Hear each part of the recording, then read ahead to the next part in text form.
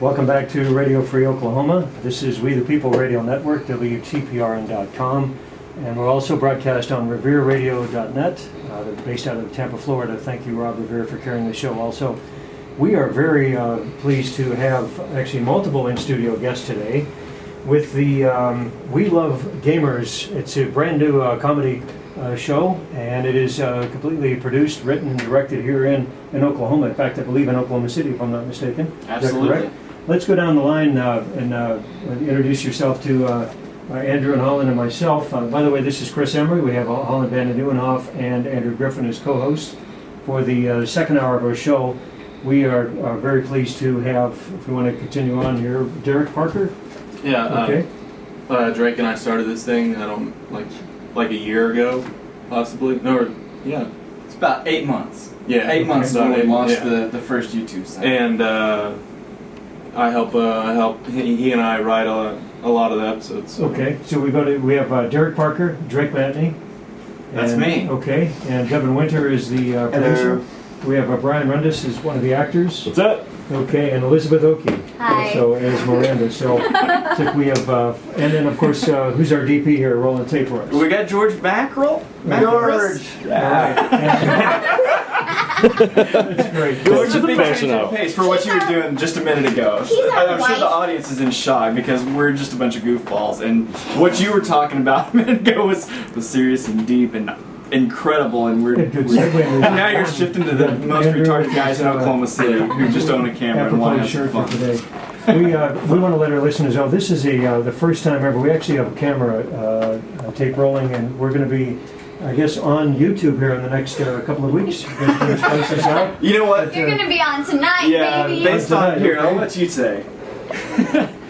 If we shoot it today, it goes up today. Okay. We don't waste any time, so tune in.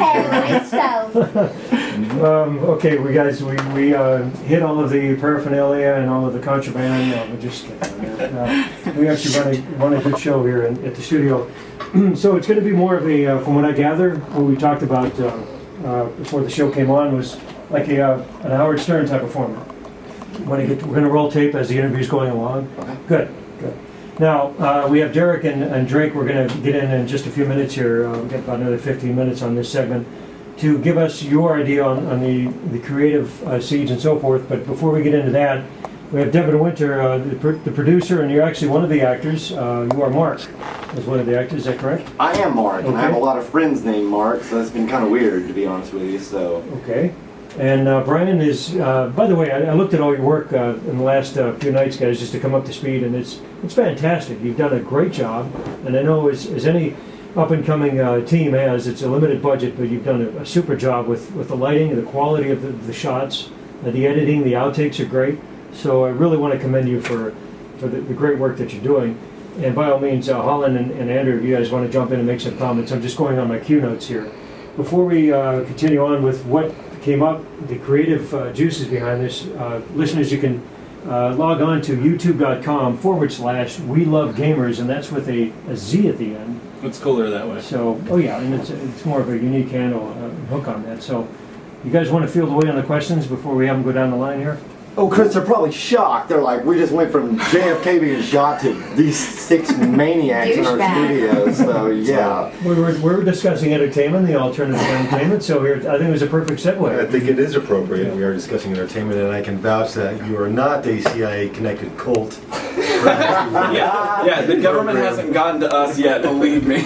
But How do you know? You still have the checkbooks of the But they are easily bribed, keep that in mind, as am I. Yeah, if they come, believe me, we would love the money. So what is this show about? Well, it's a sitcom. It's on YouTube, so it's very YouTube formatted. It's different than a regular TV show, but we use about the same production value. We try to make it look better than most of the things on YouTube, and it's a sitcom about video game players. Primarily it's comedy first, but everything revolves around the video game players. There's a huge subculture of video game players in this world, and it's getting bigger and bigger and bigger. The biggest release of video games, Grand Theft Auto 4 now, made more money than any movie has ever made. It's sold more than Harry Potter. It's sold more than any of the Star Wars. Video game culture is here. And we're part of it. You know, I'm a gamer. Derek's a gamer. All of us love playing video games. And what's funnier than poking fun at what these developers are doing and what their culture's doing?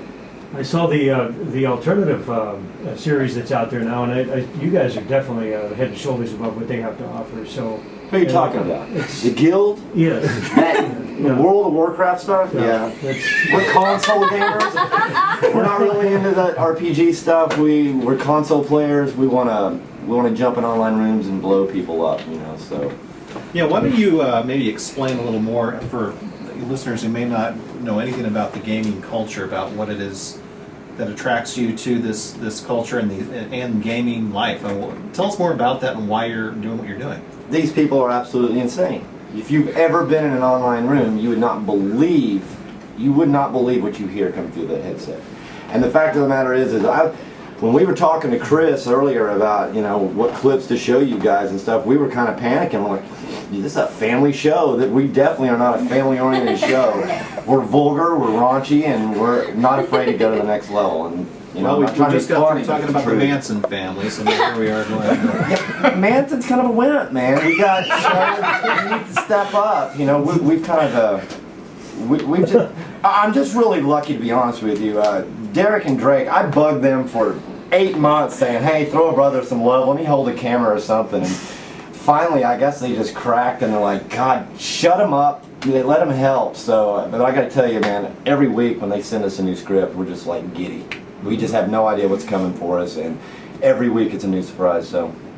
Well, I like the fact that you're at the bus stop, you're at the tennis courts, you're not just stuck in the one-room set, which, I mean, the diversity, and that, I know, is a challenge. Your reverse angle shots, you know, it's having been on the set of TV shows and so forth over 28 years, that is not an easy feat to do. And like I said, with your minimum amount of budget you guys have, you're doing a phenomenal job. You really are. It's absolutely difficult. When Derek suggests a scene, I'm like, wait, we got to go to a pizza shop? Where am I going to get a pizza shop from? That happened 2 days ago. I told him. I actually thought you worked there. You know? I was like, okay.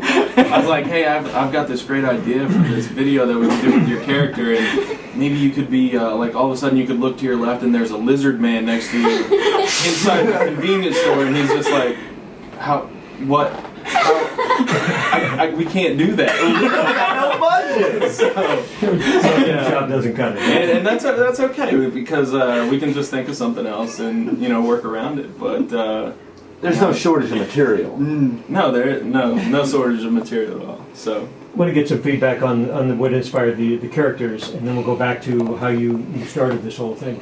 Go ahead if you want to. We have, let's see, Drake, you actually play the character Chill. Yeah. Okay. You know what, Chill was originally had this crazy stammer. It was supposed to represent like a crack guy, you know what I'm saying? The whole premise of this thing is a group of people who come to this one house as their sanctuary. You know, they've all got jobs or whatever they're doing in their life, but they come to this one house because they've got video game system, they've got a computer. It's the funnest place to be. And these 4 people, that's why they bond. And Chill is this redneck, half retarded. You're not entirely for sure if he's all there, and that's me playing that. So it's not really much of a stretch, to be quite honest. What about Mark? What inspired the character Mark?